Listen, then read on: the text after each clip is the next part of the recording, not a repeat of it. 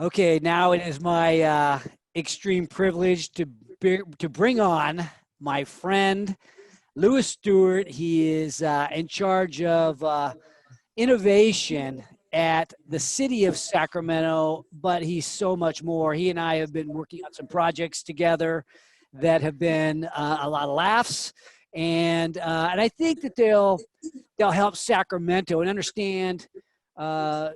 Help Sacramento, the Sacramento community understand really what's happening here and why we're so special. So, but also we're going to address the current climate and where we're at because I think that that's critical. And then he's working on some stuff personally that I want to make sure we get into and give it time. But, you know, with everything that's happening, Louis, I guess the question I would start off with is, you know, we were on this roll. You know, you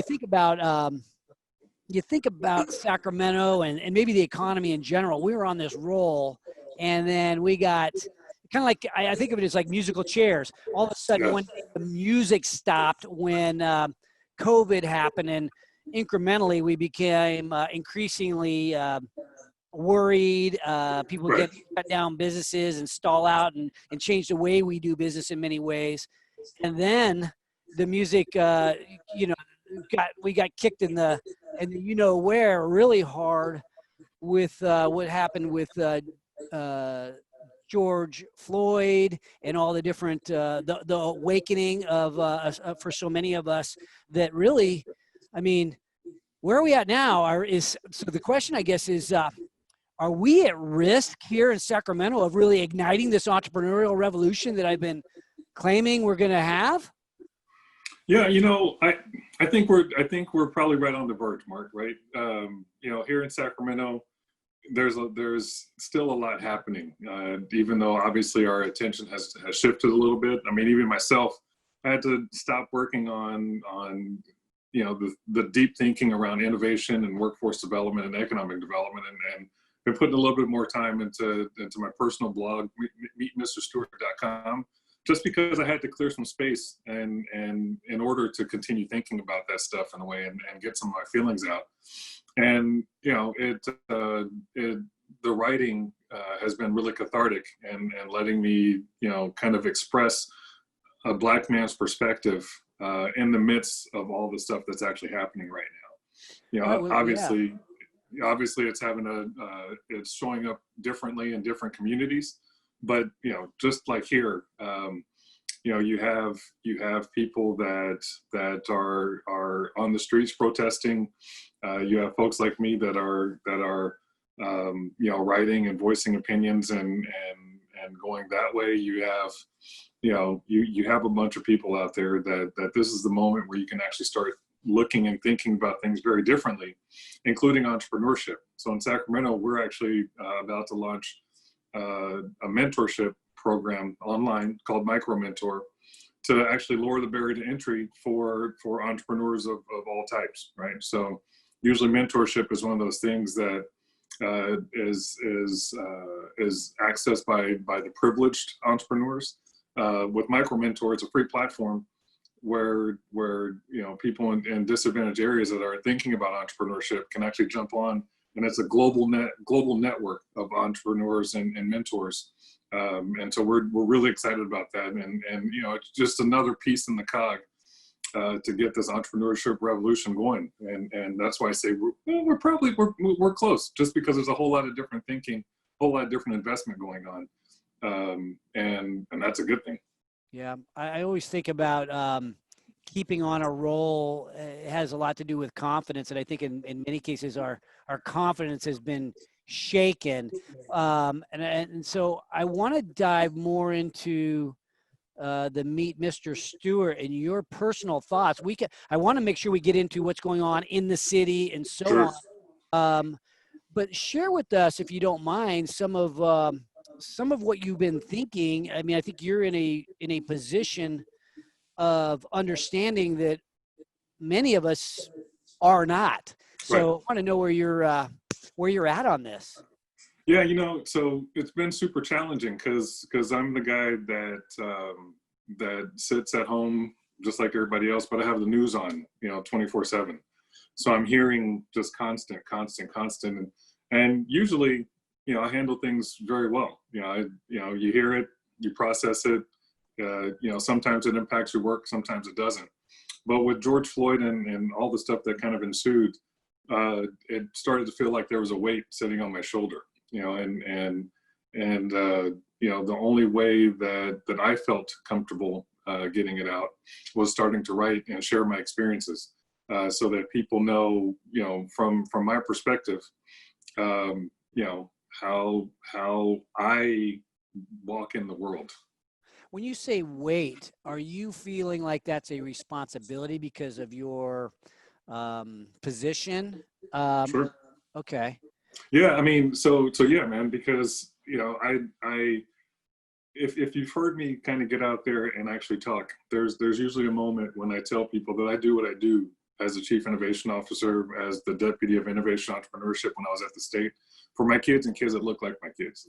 When I walk into a room, I'm representing my family. I'm representing the Black community in a way, because a lot of the rooms I show up in, I may be the only Black guy.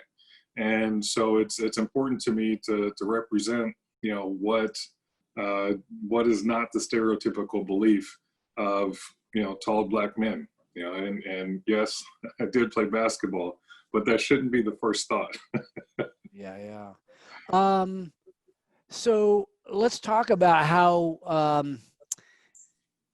this, not just about the George Floyd, there's this awakening that's in the process of happening that I think caught a lot of us off guard because we didn't realize, we didn't understand necessarily. And so, but this is now on everyone's mind. And I'm like, what does it feel like, if you don't mind, to have that responsibility, but also to be you when you do walk into those rooms, when you do see racism? I know you had to have grown up with that kind. Some of it is being a tall Black guy, right? It's like basketball. Right. It's hard to, probably going to be a hard one for you to ever shake. But the fact that you're a minority with the color of your skin as well. I mean, it's kind of an interesting combo. I think even a tall white guy might get accused of being a basketball guy, right? So he's like, well, I hope you're a basketball player. You see a guy that's your height, you're like, I hope you play basketball. You're not wasting that, are you?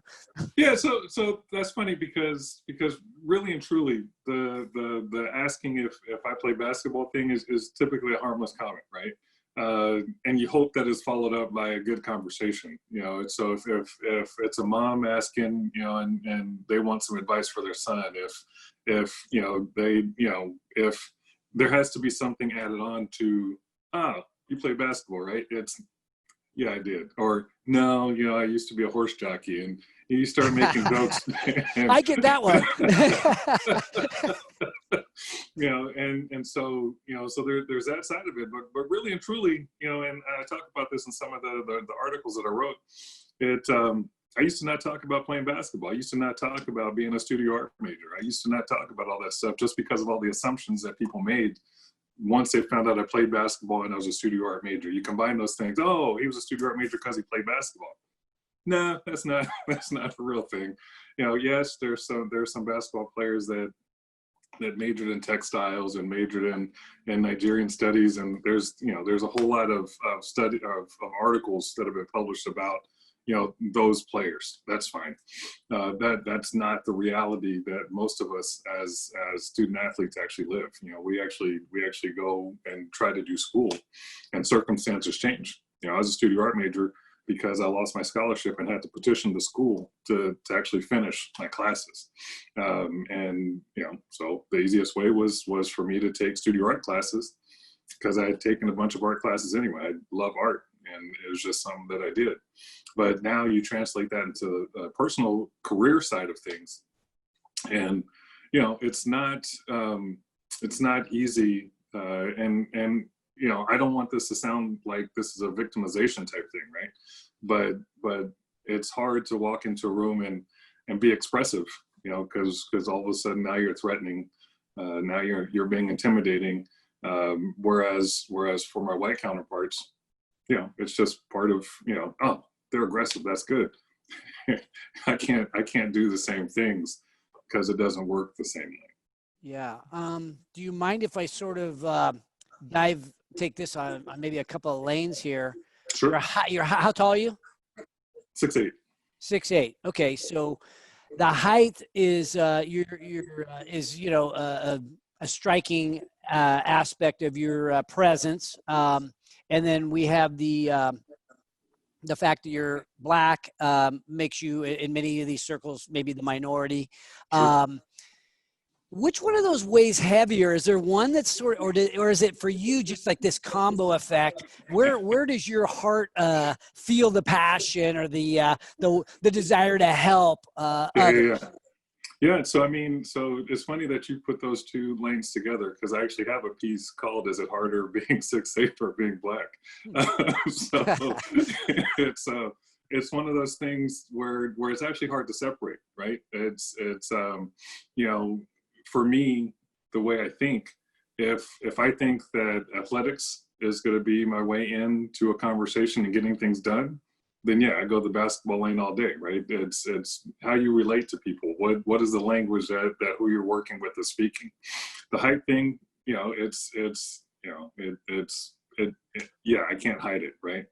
But then on the other side, the being black thing, usually I try not to default to that. Usually I try to show up to a room as a business professional, right? And but you're kind of thrown sometimes when people start talking about how articulate I am and how proud they are that a governor would select somebody like me for the position I had. And it's like it's these little words that people use that remind me that I'm black. It's as if I needed a reminder, and it's really just in you wouldn't hear a lot of folks out there talking about how articulate folks are that are seen as leaders in the space. Maybe down the line that comes out, and how happy they are that somebody like me was in a position. Just I'm doing a job, and I'm doing the best job I could for everybody. All right, so I'm going to ask one more question about the height, and then because I think it's less, I don't want to say relevant, maybe less people can relate to that a little bit, but I want to ask one more question because I'm one of these guys that, into athletics in my own way as an old man. I care about that stuff. I like sports. One of the books I read was called Relentless, and it was told by through the eyes of a guy that coached basketball players for a living, which is interesting. Mm-hmm. And he said that I thought one of the comments in the book that stuck with me. I've listened to the book probably 5 or 10 times. It's kind of a book about winning, right? How to win, and you got to be relentless. Anyway, one of the things he says in the book is he's coached all these basketball players, and the ones that are 6'8" and above really are more gentle giants, maybe because they've always been bigger than everybody else. They sort of had to temper their aggressiveness because, gosh, you don't want to be perceived as the bully type guy or anything because of your size. Right. So I'll make that my final question about your height, and then we'll divert over to the probably what's more of an interesting subject for other people. So are you gentle? Are you a gentle giant, or are you a badass? Right? I know you are. So I'm gonna answer this a couple different ways, right? So yeah, the gentle giant thing is a thing, right? Because when I go into rooms as a professional, I sit down so I don't scare people, so I don't intimidate people. Right. When people actually get to know me, I love to laugh. It's just one of those things. But at the same time, I'm a fierce competitor. Right. On the court, I was more of a smooth basketball player, but had no problem throwing elbows, had no problem doing what I needed to do. And actually, on my desk at work, I actually have a glass that says I drink the tears of my enemies. So okay, well, I guess that see, guys like me, right? I'm 5'6", so I am more than a foot shorter, right? And I've always been the small guy. So some people call it small man syndrome or whatever. I never really felt that. But hey, you just end up developing skills of scrappiness that and you're never really having to hold back on, unless you're playing with little smaller, younger people, right? You're never really holding back on physical dominance, right? You play as hard as you can. You foul, whatever it takes, and hopefully no one calls it because you're a little guy. Yeah.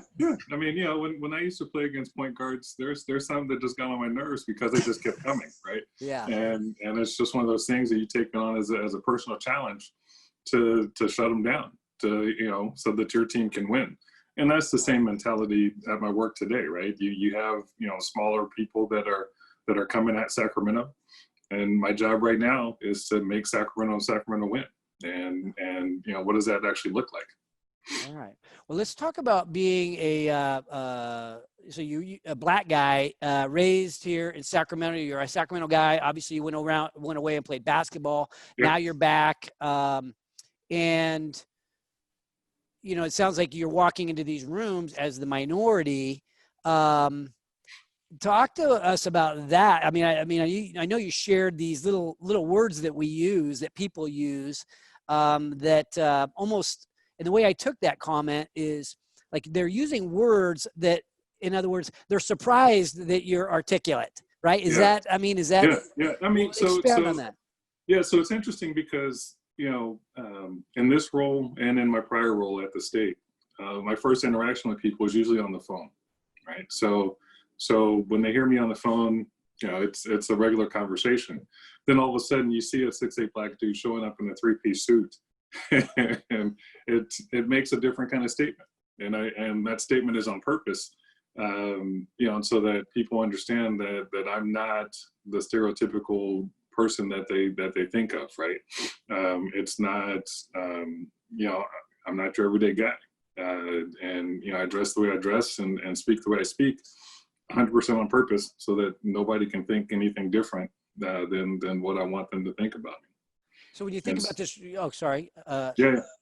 when you think about this responsibility, so you're feeling I'm saying this as a question. Are you feeling the responsibility to those that have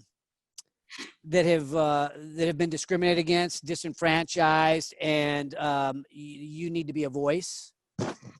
Well, so yeah, and understand that this responsibility wasn't put on me, right? It's nobody said, Louis, you need to go represent. It's 100% self-imposed, right? It's, I have sat in rooms, I've heard conversations and seen things and heard things, playing basketball, and you want, as a people, you want people to respect you and do at the baseline what's right, and that includes how you're addressed, that includes how you perceive, that includes all of it, and so it's just been kind of an unspoken thing that if when I was working on a campaign and people thought I was security because I tall black guy standing in the corner, they came to find out that I was actually the statewide IT director.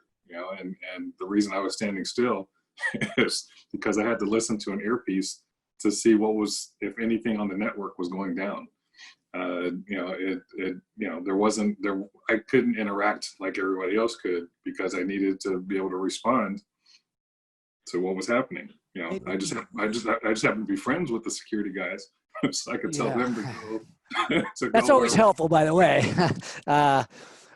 So is your message geared more toward me as a white guy that maybe is still in his process of awakening and understanding, or is your message to the black community more so?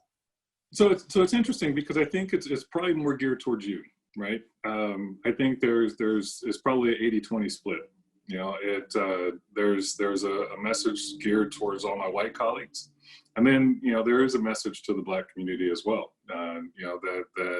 That I may not have lived the same life as some of my brothers and sisters, but I'm still part of the same fight, and I may express it a little bit differently, I may sound different, but that we're coming from the same place, and I think that if we can continue to unite as one, as a voice, then that's when real change actually happens.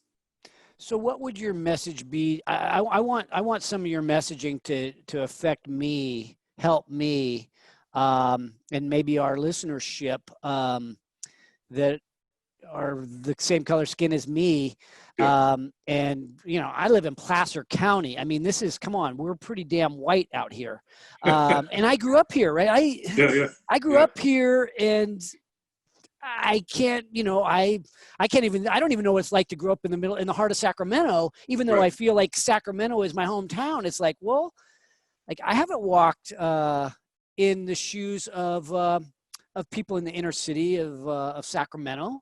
Yeah. And so it's interesting. I think the first thing is acknowledge that there is a problem, that there's something wrong with the system, right?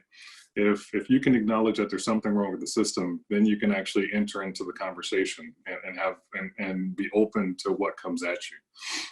And don't be intimidated, and don't be scared by everything that's going to come once you acknowledge that there's a problem. But if I posted some stuff and got back somebody that said, stop feeling sorry for yourself. I've heard the same things happen to white people. We're not saying that things don't happen to all races. That's not what's being said. But there's a higher preponderance of things happening to Black men in particular in our system. And so until at all levels, whether it be government, look at the system that is built around, even in the tech side, look at how the tech sector needs to diversify just their employee base in order to truly make tech equitable. I mean, if I'll put on my innovation hat for a second, and all the stuff that's coming around AI and the problems that AI has recognizing Black people, that's a problem with diversity in the people that are programming the AI and teaching it how to act. And so even out in Placer, start diversifying what's happening at the businesses. I get hiring who I get that. I get hiring people that look, I got it. But at the same time, come into Meadowview, come into Del Paso, come into some other places around Sacramento, and partner with organizations that are there, trying to get the kids, get a leg up. And I'm sure there's plenty of young adults and adults that are currently out of a job that could do what the businesses in Placer need them to do.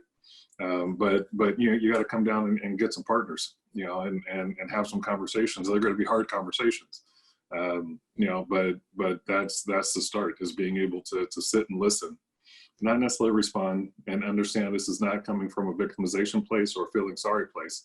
This is where we are today, and I think you'll find once you show some kind of authenticity in a conversation, that you're willing to listen, you'll get people that want to talk and want to work with you. Yeah, my personal experiences are sheltered because of where I grew up and the way I guess I've lived my life, the decisions I've made. Surrounding yourself with the people you went to grammar school with and stuff Absolutely. like that. Because you live here, you live in the same town all your life, you sort of end up doing that. Not that that's what I should have done, but it's been rewarding for me in my own way. But what's been also very, very rewarding, and I would say I think you and I were on a panel together in Midtown, and there was a women's group pitching from the inner city, and it was all African American. It was Black women pitching, and then you were on the panel. I was a panelist as well, mm-hmm. and I felt like I was walking into a Baptist church, right? The amens and the support of the community, and I just saw it, brought tears to my eyes. I've been to 1,000 pitch things, and it's like I've never got like choked up based upon what was happening in the room, from businesses that were from clothing lines to candy to things that are more Main Street, and even some off the wall stuff. I brought a couple of people on as guests. I bought some stuff from some of the people. I mean, I was like, bring me into this, because this is love, right? I walked into love, and I'm like, what am I doing here?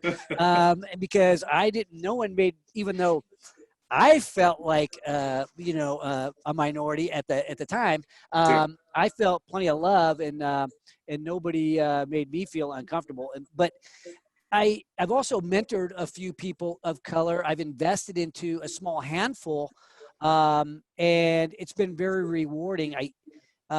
And this is, I got an undeserved award early on Martin Luther King Day. I got a Martin Luther King award, some kind of humanitarian thing, because I had helped, just some mentoring stuff that I was doing to make me feel good, right? Sure. And I got recognized, and I walked into another environment like that, a church. It was a big church, and it was, it was more what you probably, when you go to church. Every once in a while. Yeah. I'm one of the CEOs, unfortunately. So when you walk into a black church, it's like you see it on TV, but like I walked in and I felt it again in a group of 1,000 people, and I guess my point is I need to do it more often. Yeah.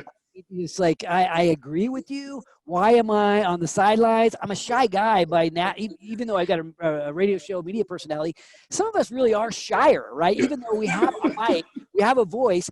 Yeah. It doesn't make you like really outgoing as a person. I'm more introverted if people really know me well. So it's kind of like the shy guy with the radio show, but also feeling a weight on his shoulders to do the right thing by my position. So it's kind of an interesting set of cards. Here it's about me. How did I do that? Right? It's not really about me. It's like the cards that I've dealt. And I wonder, like you're giving the message to people like me. I don't think I'm alone. Yeah, no, I mean, look, I think so even with the vehicle that you have, which is your show, right? You start diversifying the audience of people that listen to your show by having more diversity as part of your show, right? And so entrepreneurs come in all shapes, sizes, and colors, and there are a lot of people out there trying to do some good, whether it's in the food space, the clothes space. There's a couple thrift stores that are Black owned in Sacramento, doing some amazing work for the community, and a lot of it, they just need a little recognition that they exist. So being on your show is some of that recognition, right? And all of a sudden, it starts to proliferate, and people start coming together as a community.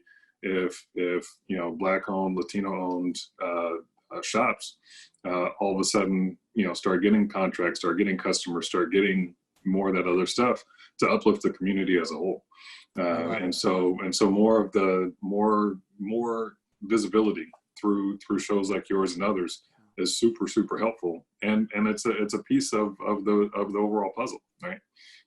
But I think it's awesome that you got to experience those things, because that is a slice of what's out there. I think I'm lucky, and I continue to feel that way. Any other thoughts on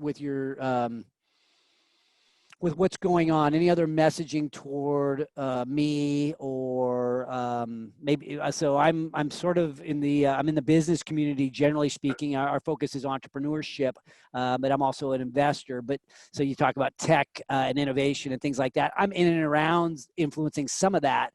I'm not the man in that realm, but other thoughts to maybe just the rest of the broader group of us that need more understanding. So yeah, man, I think even because I've been to a couple of your pitch things, and when I think if you're an investor in and around Sacramento, and this is going to start happening across the country, one of the questions inherently comes to a description of the team, And I think investors need to start looking at the diversity of the team. What does it actually look like? Because I guess it's actually been proven that businesses that have a diverse founder base and diverse employee set actually are more profitable.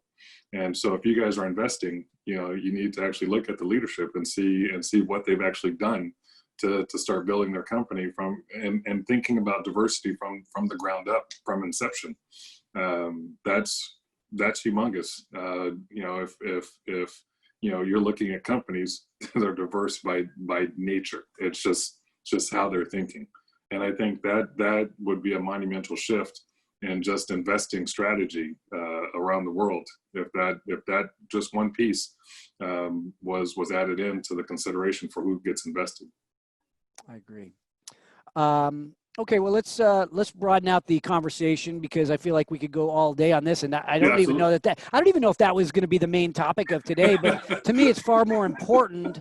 Yeah. It's the most important thing that we could be talking about, I suppose. It's just not where my lane is this. Sure. Is this small business lane and innovation? What can we move to talking about Made in Sacramento? Yeah, absolutely. Because this is like, you and I have had some laughs on this.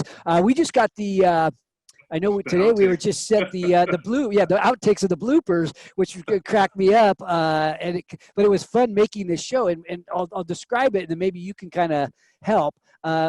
Made in Sacramento is a video series that Louis and I put together, where we highlight success stories of Sacramento, right?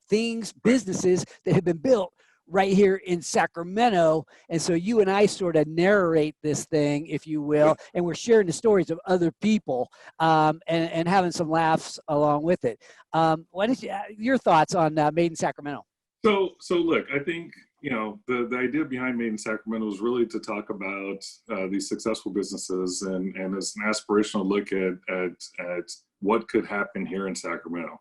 I think it's important to point out to your listeners that this was filmed before COVID. So when they see it, understand that that's the perspective that it's coming from, right? This was pre-COVID, everything happened. So it's going to seem super blue sky and whatever, but it still speaks aspirationally to what Sacramento can do. Should we figure out how to navigate COVID, how to navigate the social unrest and social justice issues. I think there's still a huge opportunity here in Sacramento to build businesses that can be presented like the ones that we had on the show. And looking at the outtakes, I actually wish that I was actually more light, like I was in the outtakes throughout the show, because I seem a little stiff.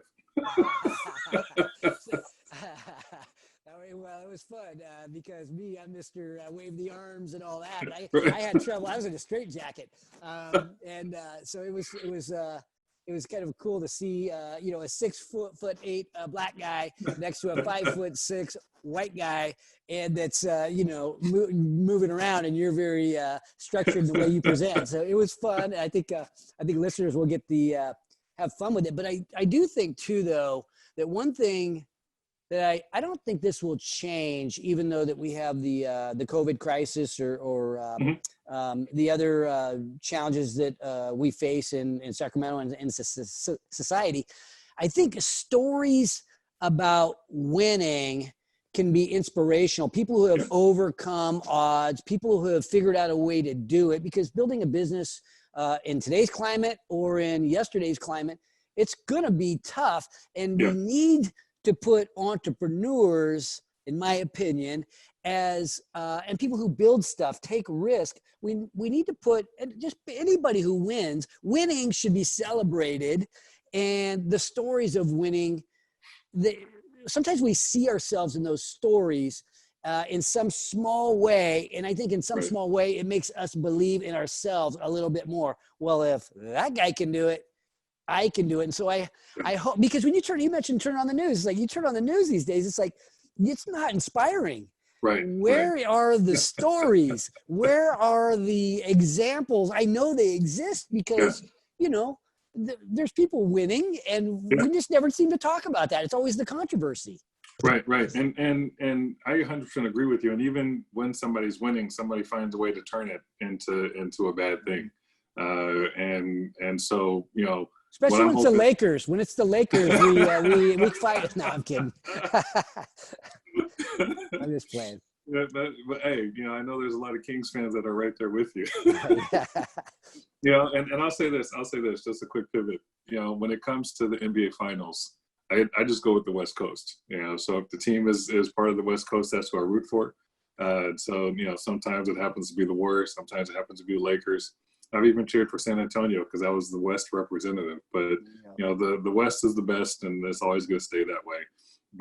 But for Sacramento, you know, I think right now, if we coalesced as a city and as a business community and actually celebrated the wins and looked at the pieces that could make a bigger win, and that we work together in those spaces, you know, Sacramento could do some amazing things, especially being the capital of the fifth largest economy. We can actually influence a whole lot that's happening at the national level. You know, and you know, the state is doing a great job leading us through some of the policy challenges with COVID.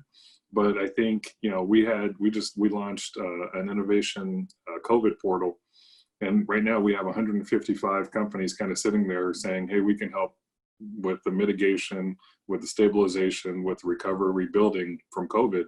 And, you know, I think there's probably some gems in there that we need to look at in Sacramento to see if we can pilot them and see if there's a solution out there for helping reopen safely, helping to whatever it is. And the Wi-Fi bus stuff, you know, now that school's going virtual, how do we add the Wi-Fi bus to the plethora of digital solutions that are out there that the kids need for learning? So there's a lot of stuff that we have that I think if we just took a second look at and structured in a way that there was success built in, or a chance for success built in, you know, Sacramento could be in a completely different place. And you know, news stories coming out of Sacramento, while they may resemble some of the stuff happening nationally, we can actually have some positive stories coming out of here. Great. Let's pick a couple of these things that you're working on, because I know you're working on a lot of stuff. You mentioned the Wi-Fi bus. We've talked about mobility. Kings Capitalize. Why don't we select a couple of those and maybe take a deeper dive so people can get a better understanding? And then maybe there's even a way to say, hey, here's how you get involved, or here's how it might affect you. Yeah, so I mean, we could start with the Wi-Fi bus. You know, that was a proof of concept brought to me by the state, the California State Transportation Agency, and you know, jumped in full bore. We had a weekly schedule for 10 regional transit buses that Regional Transit put up for this. It was a partnership with AT&T, with Verizon, T-Mobile, Aruba Wireless, Sierra Wireless. And basically, we had 10 buses going to 120 locations 7 days a week. So this thing went for 7 days a week. Every day, the 10 buses would hit 2 locations. On the weekends, it would cut down to 5 buses just because there was less drivers. But essentially, you know, this was providing Wi-Fi for free at the time for residents throughout the city, especially in underrepresented areas. You know, it was a challenge because we released it at the same time that everybody was being told to stay at home. so you're throwing out Wi-Fi buses and saying, go use the bus, but everything else is saying stay at home, you know. And then there was neighborhoods that were trying to figure out why the buses were even there. But it, you know, it's one of those things where now we actually have a viable solution thanks to the providers that took part, where we can actually put a bus, you know, 3.5 hours a day that actually broadcasts up to gig speed wireless 1,800 feet away from the bus. So you can do social distancing, you can do all the stuff you need to do, and jump on your phone and get your homework done, look for a job, do your job, you know, whatever it is. And so it's just something that, you know, I talked about before, you know, where Sacramento was in the lead. It's something now that we should double down on, because now we're getting calls from Maui, we're getting calls from New York, we're getting calls from Louisville, we're getting calls from all these other cities that are wanting to do it. And, you know, we were one of the first. And it's just one of those things now where, okay, school's virtual. What, you know, in addition to the Comcast solution, in addition to all these other solutions that are out there, how do we bring the partnership together in a way to continue doing this, to provide Wi-Fi to the neighborhoods that need it most? How many people can get served on one of these Wi-Fi buses at a time? Yeah, so it's interesting. When we were building the solution with the providers, they asked that exact question: how many do we want to serve? And you know, we didn't have a number, and they said we could build it as big as you want. And so we actually made it so that each bus could service 300 people. And Simultaneously? Yeah. So that was the solution we built. So if for any reason, you know, it just happened that 300 people showed up to one of these buses, they would have great service regardless of what was happening. So the bus pulls into I'm thinking, like, let's say it's a cul-de-sac or a parking lot or something like that, somewhere where it's easy to get close enough to connect, but far enough so that you don't have to be all on top of each other. Yeah, 1,800 feet. So 1,800 feet, and we were using schools, parks, churches, community centers, those kind of things. Wow. Now you say is it was the pilot program put on pause, or is this still ongoing? Okay. No, yeah. So it was put on pause at the end of the school year. So it ran through June 30th, and you know, it showed that there was a need, but again, because of the mixed messaging, it showed mixed results, right? Mm-hmm. But now that we know how to do it, now that we know that there's going to be a demand, you know, we actually have something now that's on the menu that we can actually, you know, order up, and it should work. Well, it's interesting because I think, you know, all over the country, people are saying that, you know, access to Wi-Fi, it can affect a rural area as well as right in the heart of Sacramento.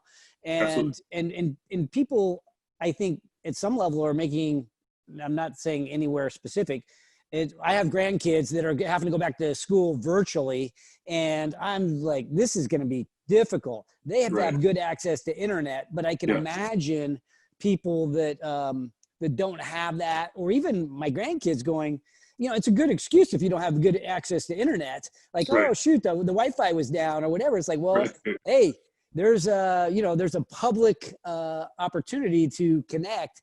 So all you got to do is scoot on over to the park or wherever your Wi-Fi bus is. Yeah, I mean, you know, I think the way that the solution was built, we actually had all the providers as part of the solution, right? So if the bus pulled into an area where AT&T was strong, the AT&T chip took over. If they pulled into an area where T-Mobile was strong, T-Mobile took over. If they pulled into an area where Verizon was strong, Verizon. So whoever the carrier was, it was covered. So that was the awesome part about what we built, is that all the providers were there. You know, the wireless tech companies, you know, provided the right equipment for the solution. And, you know, it's mobile. You know, the state was looking at this for emergency response because we're coming up on fire season. You know, COVID provided a different type of emergency. And so now, you know, it's just, like I said, it's one of those things that's on the menu now. And we just have to figure out if the school systems want it. We know the neighborhoods want it now that they know what it is. And the best thing about it is we actually had people volunteer.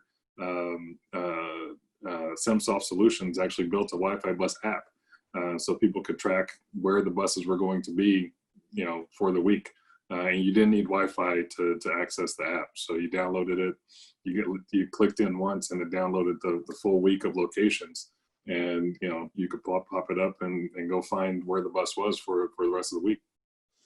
Okay, well, let's talk about, pick another, you know, something you're excited about. Cause I mean, this is, you know, we can't go on forever, but I feel I want to. It's just, you know, I want to make sure that we respect our audience at some level, or in a big way. All right. Without them, we wouldn't be doing the show, I suppose, or for sure. But like, what else is hot that people just need to know about? I think another program that we have rolling right now at the city is called economic gardening. And economic gardening is a little bit what it sounds like. You know, it's not your traditional going out and water some seeds, but think of it virtually, right? So the seeds are the companies that are from 5 to 99 people, the companies that are grossing $1 to $50 million in revenue. So they're really the second stage. It's not intended for small startups and stuff like that. And you know, the city worked with the National Center for Economic Gardening to give 6 companies in Sacramento an opportunity to get top-notch advising on problems that they were having with growth. And so now these companies are about to move into the phase 2, where the city is actually going to be investing 1-to-1 if they're ready to invest in themselves. So we're asking Preservation & Co., AHI Construction, the Honey Company, Uptown Studios, Trifecta Nutrition, which I know you're familiar with, and the Party Concierge. You know, if you guys are willing to invest in your companies, the city will invest alongside with you up to $50,000 to solve one of your biggest challenges with growth right now. And COVID presented a completely different conversation. So they were going along a path because they were all brought into the system December, January, and you know, all of a sudden March, you know, they had to think about, you know, what does it mean to actually stay in business for some of these folks. And you know, the advisors were able to pivot with them. And so now coming out of it, we have 6 companies that are ready to grow here in Sacramento. And you know, it's again one of those things that now can be added to the menu. And you know, we'll see if this actually bears some fruit. Pardon the pun. Yeah. Well, I look forward to hearing more about that. That's sort of up my wheelhouse. And if there's a story that jumps out that we need to share, I would you know, appreciate an introduction, which you would be, you know, you're in a position to know which one of these would be most helpful to our audience. So anything I can do to help on that front as well. Absolutely. Okay, so just as we sort of wrap here, just because of time constraints mainly, but as we wrap, I want to make sure you cover anything else that you want to cover, but also maybe send us away, you know, with your